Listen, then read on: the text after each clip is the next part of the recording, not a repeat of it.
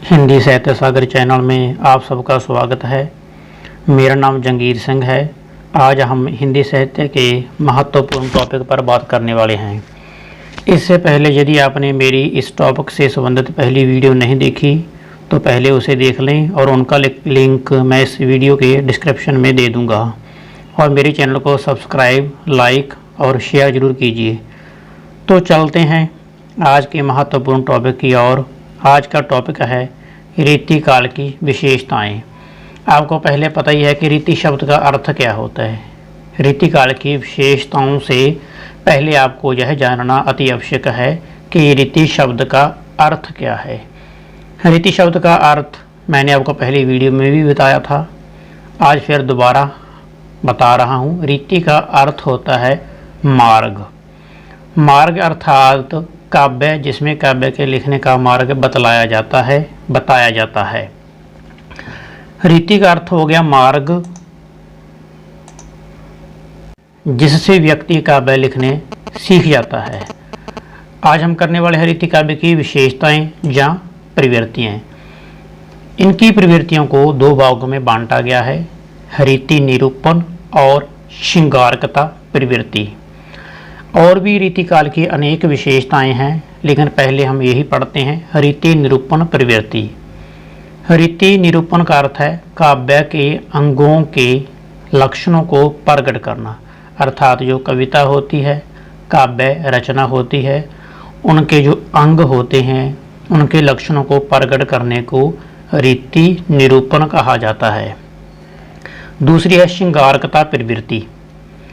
लक्षणों के उदाहरणों से श्रृंगार रस का अधिक प्रयोग करना, अर्थात जो काव्य के लक्षण होते हैं और साथ में उदाहरण दिए होते हैं उन्हीं से श्रृंगार रस का अधिक प्रयोग होता है, उसे बोलते हैं श्रृंगारकता प्रवृत्ति।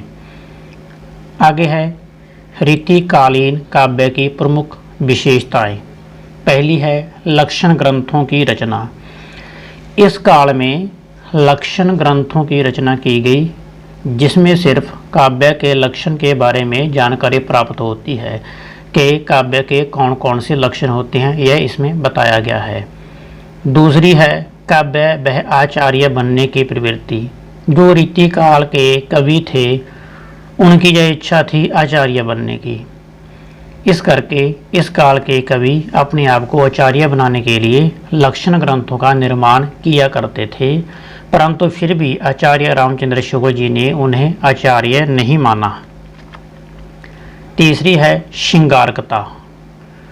श्रृंगार का अर्थ होता है जैसे कि एक स्त्री अपने आप को श्रृंगारने के लिए गहनों का प्रयोग करती है, उसी हम बोल देते हैं श्रृंगार करना। श्रृंगार एक रस भी होता है, श्रृंगारना एक स्त्री के अपने शरीर को श्रृंगारना वो भी होता है। तो इसमें श्रृंगारकता का अर्थ है श्रृंगार तो कवियों का प्राण तत्व रहा है। उन्होंने नारी के श्रृंगार का वर्णन किया, अर्थात नारी के बाहरी रूप का वर्णन किया, उसे भोग्य मात्र ही समझा। इन काव्यों में नारी के बाहरी रूप का ही वर्णन है। उनकी दृष्टि अंतर तक नहीं पहुंच पाई, अर्थात उनके अंतर मन तक नहीं पहुंच पाई, सिर्फ बाहरी ही निरीक्षण होता रहा। नायिका भेद निरूपण।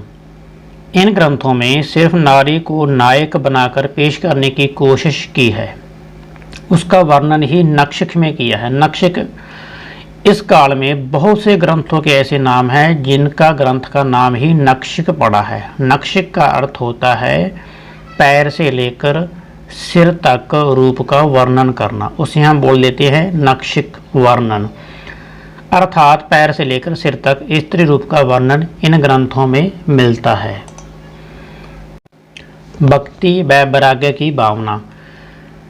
रीतिबद्ध कवियों के लिए भक्ति यदि उनके आकुल मन के लिए शरण भूमि थी, अर्थात यदि व्यक्ति का मन व्याकुल होता था, आकुल होता था, तो उनकी शरण के लिए वह भक्ति किया करते थे। इसलिए उन्होंने अपने उपदेशों को ग्रंथों में लिखा, परंतु भक्ति को उन्होंने अपनी दूषित मनोवृत्ति को छिपाने के लिए किया, अर्थात अच्छे मन से नहीं किया, सिर्फ अपनी मनोवृत्ति को छिपाने के लिए जो दूषित मनोवृत्ति थी, बुरी मनोवृत्ति थी, उसे छिपाने के लिए भक्ति का सहारा लिया। आगे है वीर रस की कविता।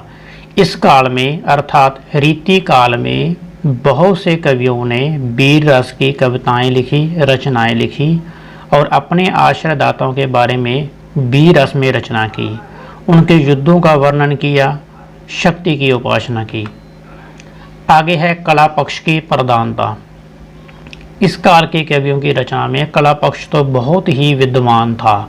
बहुत सी रचनाओं में उन्हें अपने कला का इस्तेमाल करके और भी सुंदर रूप दे दिया था। आगे रीतिकालीन के कवियों को डॉक्टर विश्वनाथ मिश्र ने 3 श्रेणियों में 3 भागों में बांटा है, वो हम देखेंगे। पहला है रीतिबद्ध, दूसरा है रीति सिद्ध कवि, तीसरा है रीति मुक्त कवि। रीतिबद्ध कवियों के बारे में हम जानेंगे कि रीतिबद्ध कवि कौन से हैं। रीतिबद्ध कवि जो कवि संस्कृत के लक्षण ग्रंथों के आधार पर रीति के बंधन में रचना लिखते हैं, उन्हें रीतिबद्ध कवि कहा गया। जो कवि संस्कृत के लक्षण ग्रंथों के आधार पर अर्थात जो संस्कृति के लक्षण ग्रंथ थे उन्हें ही आधार मानकर जो रचना लिखी गई, उन्हें रीतिबद्ध कवि माना गया। इनमें कुछ प्रमुख कवि हैं केशवदास, चिंतामणि, मतीराम, देव, भिखारीदास। आगे है रीति सिद्ध कवि। ये कौन से कवि हैं?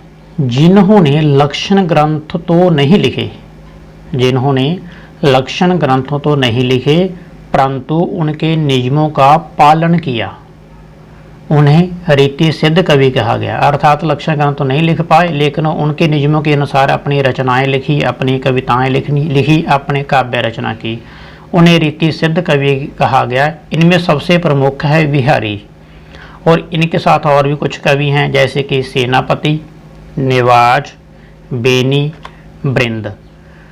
आगे है तीसरे कवि हैं रीति मुक्त कवि, जिन्होंने ना तो लक्षण ग्रंथ लिखे और ना ही लक्षण ग्रंथों की परंपरा का पालन किया।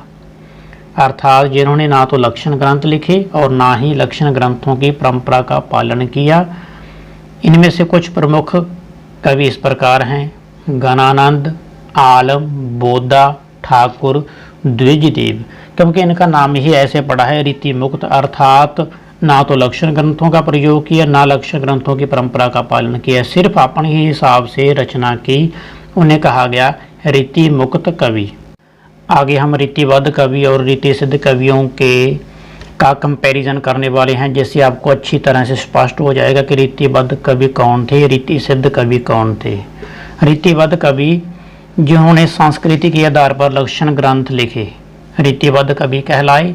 रीति सिद्ध कवि जिन्होंने लक्षण ग्रंथ तो नहीं लिखे लेकिन नियमों का पालन किया।